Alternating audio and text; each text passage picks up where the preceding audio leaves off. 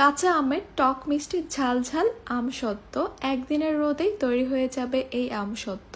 আসসালামু আলাইকুম everyone, welcome to Apsara's mini kitchen. বাজারে এখন প্রচুর পরিমাণে কাঁচা আম পাওয়া যাচ্ছে, সেই সঙ্গে রোদও কিন্তু মাশাআল্লাহ। তাই এখনই পারফেক্ট সময় আমসত্ত্ব তৈরি করে সংরক্ষণ করার। টক ঝাল মিষ্টি এই আমসত্ত্বটা বাচ্চারা খুবই পছন্দ করে খায়, তাই একটু বেশি পরিমাণে তৈরি করে সারা বছরের জন্য আপনারা সংরক্ষণ করে রাখতে পারেন।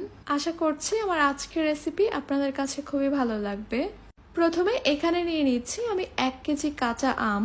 একটা পিলারের সাহায্যে আমি এই আমের খোসাগুলোকে ভালোভাবে তুলে নিচ্ছি। এরপর পানি দিয়ে এই আমগুলোকে খুব ভালোভাবে ধুয়ে পরিষ্কার করে নিব। আমগুলোকে ভালোভাবে ধুয়ে পরিষ্কার করে নেওয়ার পর এবার আমি এই আমগুলোকে কেটে নিব। প্রথমে মাঝখানে কেটে আমের যে বীজটা রয়েছে সেটাকে আমি বের করে নিব। এরপর আমগুলোকে আমি ছোট ছোট টুকরো করে কেটে নিব। এতে করে সিদ্ধ হতে খুব একটা বেশি সময় লাগবে না। কেটে নেওয়ার পর সবগুলো আমের টুকরো আমি একটা প্যানে দিয়ে দিচ্ছি। আমগুলো ভালোভাবে সিদ্ধ হওয়ার জন্য এখানে আমি পরিমাণ মতো পানি দিয়ে দিচ্ছি। পানির পরিমাণটা এভাবে দিতে হবে, আমগুলো সিদ্ধ হবে তবে পানিটা একদম শুকিয়ে যাবে না। কাঁচা আম সিদ্ধ হতে খুব একটা বেশি সময় না লাগলেও আমসত্ত্বর জন্য কিন্তু আমগুলোকে ভালোভাবে সিদ্ধ করে নিতে হবে। এমনভাবে সিদ্ধ করতে হবে যেন চাপ দিলে গলে যায়। আমি প্রায় 20 মিনিটের মতো আমগুলোকে সিদ্ধ করে নিয়েছি, আর দেখতেই পাচ্ছেন এখন কিন্তু ঠিক এরকম হয়েছে দেখতে। একটু খেয়াল করলেই দেখতে পারবেন আমের যে বড় টুকরোগুলো আছে ওগুলোকে চাপ দিলেই কিন্তু খুব সুন্দরভাবে গলে যাচ্ছে।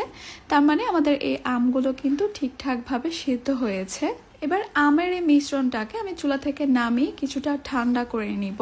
কিছুটা ঠান্ডা হয়ে যাওয়ার পর আমি একটা ছাঁকনিতে নিয়ে নিচ্ছি। আমসত্ত্বের জন্য এভাবে অবশ্যই ছেঁকে নিতে হবে। আমের আঁশ বা আমের যে বীজের একটা শক্ত অংশ থাকে সেটাকে অবশ্যই ছেঁকে ফেলে দিতে হবে। ছেঁকে নেওয়া হয়ে গেছে, আমরা এখন খুব স্মুথ একটা আমের পিউরি পেয়েছি। এরপর আমের এই পিউরিটাকে আমি আবারও প্যানে নিয়ে নিচ্ছি। আর দেখতেই পাচ্ছেন এখানে কিন্তু বেশ ঘন একটা পিউরি তৈরি হয়েছে। আমার এই পিউরিটা যদি পাতলা হতো তাহলে কিন্তু আবার অনেকটা সময় ধরে জাল করে ঘন করতে হতো।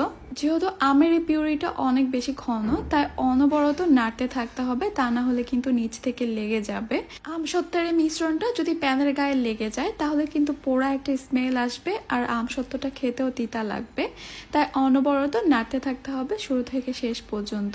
কিছুক্ষণ জাল করে নেওয়ার পর আমি এখানে দিয়ে দিচ্ছি 1 কাপ চিনি। 1 কাপ চিনিতে খুব একটা বেশি মিষ্টি হবে না, কারণ কাঁচা আম অনেক বেশি টক থাকে।